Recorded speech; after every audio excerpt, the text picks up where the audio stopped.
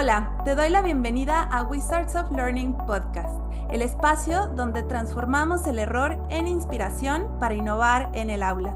Soy Adriana Caballero, tu host y cofundadora de Think Magic, la herramienta definitiva para la enseñanza en vivo que trae para ti este espacio.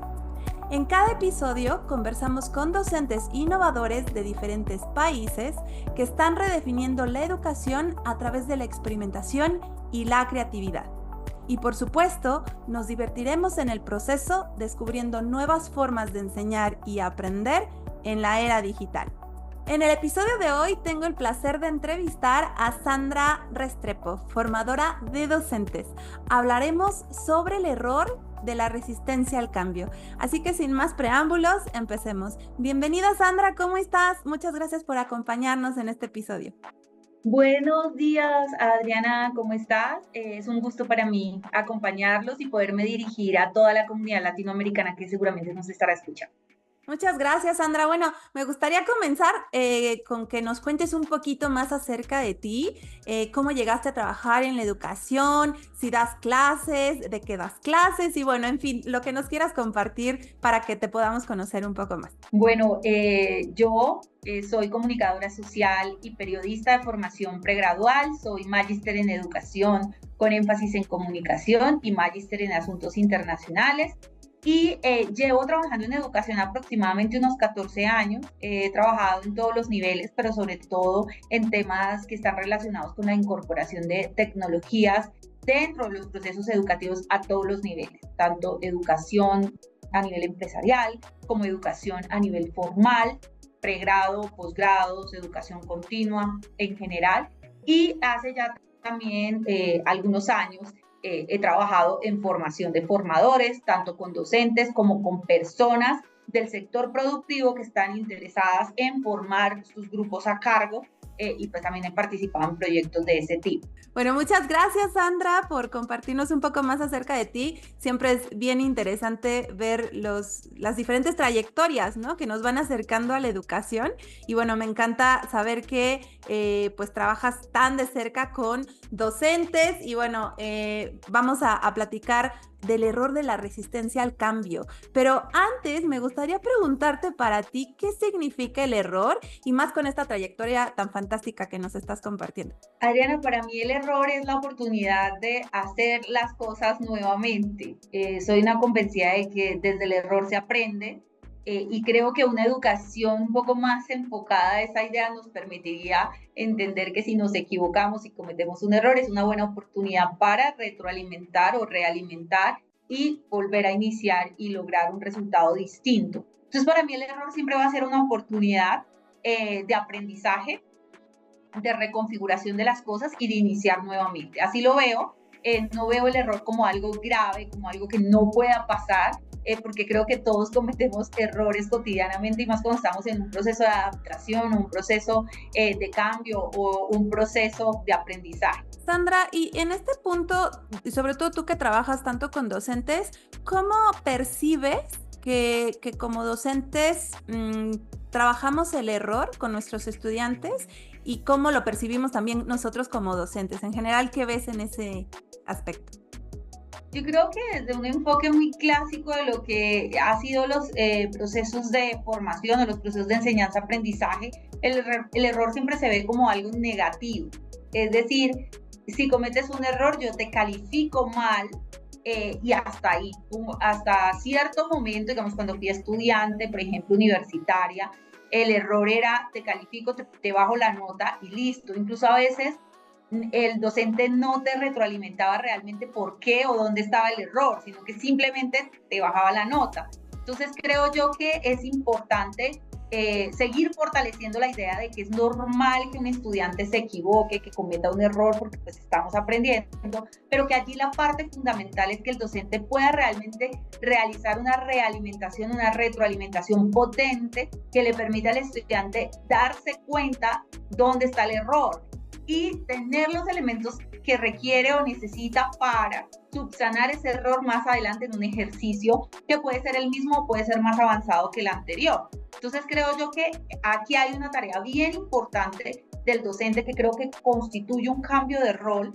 y es la posibilidad de realizar esa retroalimentación muy clara y proporcionar el andamiaje que requiere el estudiante para que pueda subsanar ese error. Es decir, no solo realimentar o retroalimentar, sino acompañar en ese proceso para obtener un resultado distinto. Claro, sí, y que también creo que tenemos como nosotros como docentes también la preocupación de equivocarnos, ¿no? ¿O cómo lo ves desde esa perspectiva más docente? Sí, y creo que el cambio, el error que estamos hablando hoy sobre el cambio está muy relacionado con eso. El miedo a cambiar algo es porque yo no sé o me enfrento a la incertidumbre y yo como docente quiero tener la verdad, quiero saberlo, porque como yo soy, históricamente se ha pensado que el docente o el profesor es el que tiene el conocimiento, el estudiante no lo tiene, entonces yo tengo que saber todo para enfrentarme a mis estudiantes y que ellos no vayan a pensar que yo no sé sobre lo que estoy hablando. Entonces parte de eso es ese miedo al cambio, porque me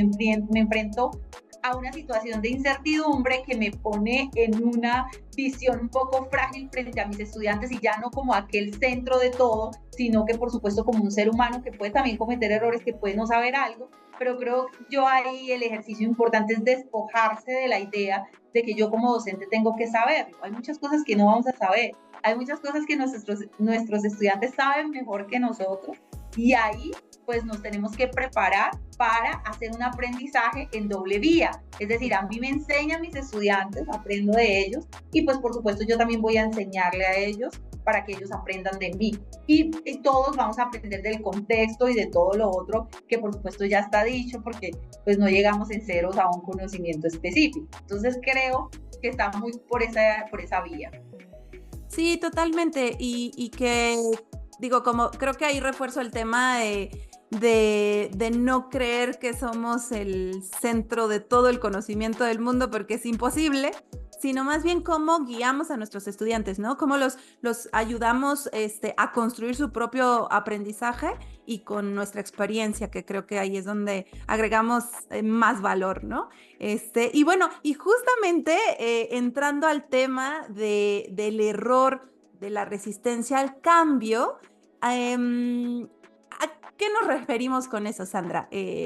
Digamos, desde la perspectiva docente de todo este proceso de enseñanza y aprendizaje, ¿qué nos puedes contar sobre este error? Bueno, es un error bastante frecuente. Creo que en general en el sector educativo tendemos a reaccionar tarde a muchas cosas, precisamente porque, digamos, cuando pertenecemos a instituciones, las instituciones pues tienen unas dinámicas internas que no facilitan que el cambio se dé de manera tan rápida de pronto como en empresas dedicadas a la industria o a otros sectores. En la educación es un poco más lento también teniendo en cuenta que hay unos lineamientos ministeriales, hay unas leyes, unas normas, unos decretos que nos rigen, nos vigilan. En la mayoría de los países somos vigilados por el Ministerio de Educación. Entonces, pues esto nos pone de frente a una barrera porque también el sector público va un poco más lento en esas legislaciones. Entonces, en ocasiones hay imprecisión en conceptos que ya han cambiado, que ya se han transformado. Y otro elemento también importante es el tema de la infraestructura, que pronto no va tan rápido, entonces no contamos con la infraestructura necesaria para pues, realizar esos cambios. Y adicional a eso, pues tenemos miedo a la incertidumbre porque queremos tener el control de la situación como docentes, queremos pararnos frente a nuestros estudiantes y hacer lo que siempre hemos hecho porque es nuestra zona de confort, es donde nos sentimos seguros, donde sentimos que manejamos la situación. Entonces tenemos miedo a cambiar eso. Entonces, en muchas organizaciones esto se llama gestión del cambio y es la posibilidad que nos dan de poder transformarnos a medida de que nuestro contexto y nuestra realidad se va transformando. Y en la educación superior, pues esto es fundamental porque estamos formando personas que mañana van a estar en ese sector que les va a exigir tener unas competencias, unas habilidades y lograr unos resultados que en ocasiones en las universidades no estamos garantizando desde las mallas curriculares. Entonces creo que es importante como que esa transformación se dé de manera más rápida, con menos duda, pero no es tan sencillo precisamente por la estructura misma que tienen las instituciones de educación superior y la realidad a la que nos enfrentamos por estar vigilados por ministerios que tienen ciertas dinámicas. Entonces, a eso me refiero cuando hablo de de ese error que no nos permite de pronto cambiar a la velocidad que se requiere y dudar y tener miedo de dar el paso. Esto incorporando tecnologías digitales, pero también modificando nuestras metodologías, nuestra didáctica y otra serie de elementos a nivel institucional, pero también a nivel de clase, que hacen pues que esto sea evidente. Sí, y justo también estaba yo pensando que mientras nos compartías esto, que también esta resistencia al cambio de pronto es por el esfuerzo que puede implicar, ¿no? O sea, ¿cómo ves esa parte? O sea, también tiene que ver con que como nos cuesta más trabajo, entonces a lo mejor no es tanto miedo, sino es el esfuerzo que implica, ¿no? Entonces, ¿cómo podríamos atacar también eso? Claro que sí, por supuesto cambiar siempre nos va a implicar esfuerzos y estos esfuerzos están relacionados sobre todo con formarnos nuevamente en temas que desconocemos. Si yo, por ejemplo, trabajo en un área que pues, dirige una ruta docente digital que implica la incorporación de tecnologías digitales en los procesos de enseñanza-aprendizaje, pues claramente si yo, por ejemplo, no tengo un conocimiento de qué es el metaverso, tengo que formarme en qué es el metaverso, para qué, cómo funciona esto y cómo yo puedo incorporar esto dentro de lo que es mi secuencia de aprendizaje y también cómo garantizo que esto realmente contribuya a los resultados de aprendizaje que van a lograr mis estudiantes, porque como lo que hacemos no es incorporar por incorporar, sino que tienen que darse unas reflexiones antes. Estas reflexiones las vamos a lograr formándonos, conociendo toda la gama de posibilidades que hay y tomando decisiones frente a eso y también modificando nuestro sílabus, nuestro microcurrículo. Entonces creo que por supuesto hay un esfuerzo y no solo un esfuerzo a nivel docente, sino también a nivel institucional, porque tengo como institución que garantizar una infraestructura básica, tengo también que garantizar esa formación para el docente, tengo que garantizar también ciertas herramientas y ciertos elementos que son fundamentales. Entonces, claro, allí hay un elemento de esfuerzo también importante. Sí, y te entiendo por esa parte de la infraestructura o de la estructura misma educativa que nos hace movernos muy lento, ¿no? También por todo lo que puede implicar, ¿no? O sea, dinero, esfuerzo y bueno, enfrentarse también al miedo de ese cambio porque es incertidumbre finalmente, ¿no? Ahora, yo creo que también acá es importante hablar de un aspecto clave que también tiene que ver con cómo le enseñamos a nuestros estudiantes, digamos, a no tener esa resistencia al cambio, ¿no? Al podernos adaptar rápidamente. Entonces ahí, ¿qué estrategias nos pudieras compartir o qué perspectivas tienes con respecto a cómo lo enfrentamos, cómo también lo llevamos a las nuevas generaciones, ¿no? Claro, y ahí es importante que tengamos en cuenta dos conceptos que no son nuevos, pero creo que con la pandemia se hicieron muy evidentes, porque pues la pandemia nos confrontó de una manera importante. No es que esto antes fuera nulo, sino que digamos que la mayoría de las personas se enteraron de esto en marco de la pandemia y es lo que se ha denominado como los tiempos VUCA, que ya hay mucha literatura al respecto, que nos hablan de la volatilidad, de la incertidumbre, de la complejidad y de la ambigüedad de los tiempos. Y esto es importante tenerlo en cuenta porque, claro, vivimos en un mundo que es volátil, un mundo que es ambiguo, una realidad que puede, por supuesto, tener una complejidad y una incertidumbre implícita. Y pues otros expertos lo han denominado tiempos Bunny, que es otra forma también de abordarlo y que también hay mucha literatura al respecto, que nos hablan de la fragilidad, del nivel de ansiedad que manejamos, que son tiempos no lineales y que también son tiempos incomprensibles. Entonces creo yo que tener esos dos conceptos en el marco nos permite también como seres humanos tener claridad sobre ese control de esos tiempos. No la tenemos. No podemos determinar lo que va a pasar mañana. Nosotros podemos hacer muchas reflexiones en torno a la inteligencia artificial, pero el alcance final de la inteligencia artificial no lo conocemos. Sabemos el rumbo que vaya a tomar. Por ahora tenemos un contexto y podemos hablar sobre él, podemos prepararnos, pero no tenemos el control sobre ese rumbo que vaya a tomar.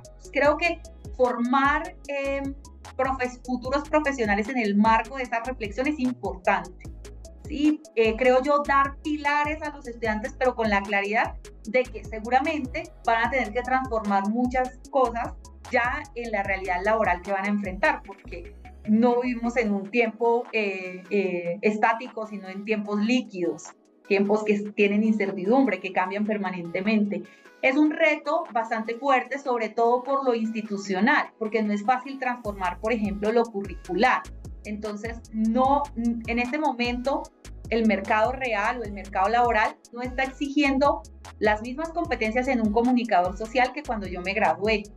Pero si las universidades permanecen con los mismos pensum, con las mismas mallas curriculares, pues ciertamente vamos a tener un profesional que va a graduarse con una realidad muy distinta a la que está exigiendo el mercado laboral o la realidad laboral. Esto en ocasiones las universidades tienen una reflexión un poco contraria porque piensan, pues la educación no es un negocio, pero al final tú estudias pensando que vas a desempeñarte en un campo determinado y que esto pues te va a retribuir de alguna manera para mejorar tu calidad de vida, mejorar tus conocimientos, tu capacidad de acción, entre otras cosas. Entonces creo yo que sí es importante preparar a profesionales en esa realidad. Creo que muchos de los estudiantes que ingresan a las universidades lo tienen más claro que los profesores, también por la edad. Creo que ahí hay un tema etario importante porque han estado expuestos a mayor información, a toda esta avalancha de información que están recibiendo diariamente, pero sí es importante formarlos en ese sentido, pensando en que vas a recibir unas competencias base, vas a recibir unas habilidades base que vas a ir ganando a medida que vas desarrollando tu plan de estudios, pero pues hay un aprendizaje a lo largo de la vida que no vas a poder interrumpir porque la realidad cambia, las exigencias cambian, el mundo cambia. Claro, yo creo que ahí es donde regresamos como a la raíz y al sentido también de la escuela, de la universidad.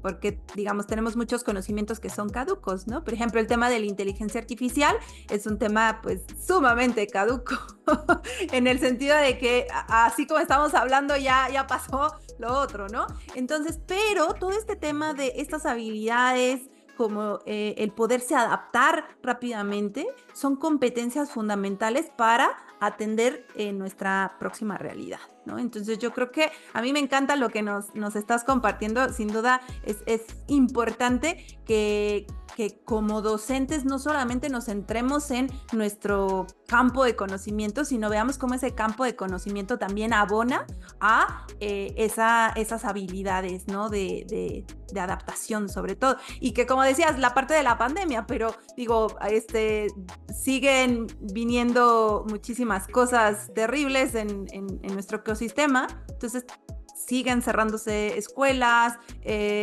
siguen sucediendo ahí un montón de atrocidades que nos detienen y que tenemos que ser, pues digamos, nos tenemos que adaptar fácilmente a la situación, ¿no? Entonces, bueno, creo que eso es sumamente interesante y a mí me gustaría como bueno, ir como cerrando, Sandra, este tema en cuanto a los consejos que les pudieras compartir. Digo, ya nos compartiste varios, pero últimos consejos o tips que nos pudieras compartir, sobre todo para los docentes, pues para abordar estos desafíos y bueno, que no se comete el error de la resistencia al cambio. Claro que sí. Quisiera complementar un poco lo que estabas diciendo, y es que cuando tú, por ejemplo, le preguntas hoy por hoy a una inteligencia artificial o consultas esas habilidades llamadas blandas o soft skills que publican los informes internacionales, una de las competencias o habilidades que siempre mencionan es la adaptación al cambio. Una adaptación permanente al cambio es algo muy valorado en los profesionales, precisamente porque pues, nos enfrentamos a este tipo de contextos.